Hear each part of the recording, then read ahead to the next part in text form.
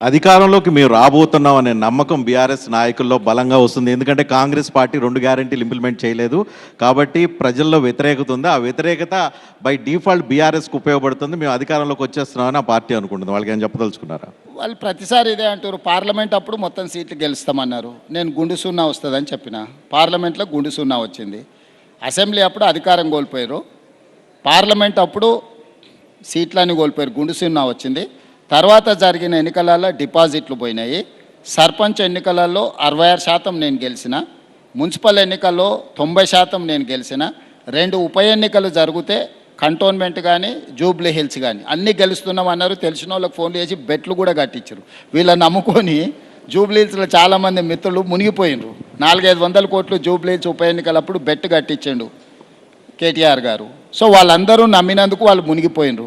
So జరుగుతున్న ఎన్నికలు, ప్రజలు ఇస్తున్న తీర్పు మీరు కూడా సజీవ సాక్షి, మీ కళ్ళ ముందులనే ఉంది. సో ప్రజలు 94 నుంచి 2004 వరకు 10 సంవత్సరాలు తెలుగుదేశం పార్టీకి ఇచ్చారు. 2004 నుంచి 2014 వరకు రాజశేఖర రెడ్డి గారికి 10 సంవత్సరాలు ఇచ్చారు. 2014 నుంచి దాదాపుగా 2024 వరకు 2 సార్లు చంద్రశేఖరరావు గారికి అవకాశం ఇచ్చారు. 2024 నుంచి 2034 వరకు తెలంగాణ ప్రజలు నాకు అవకాశం ఇస్తారు, కాంగ్రెస్ పార్టీకి అవకాశం ఇస్తారు. ఇది మన ట్రెడిషన్, మన సాంప్రదాయం. సో 10 సంవత్సరాల తర్వాత ప్రణాళికలు సిద్ధం చేసుకోమన్నారు ఎవరైనా.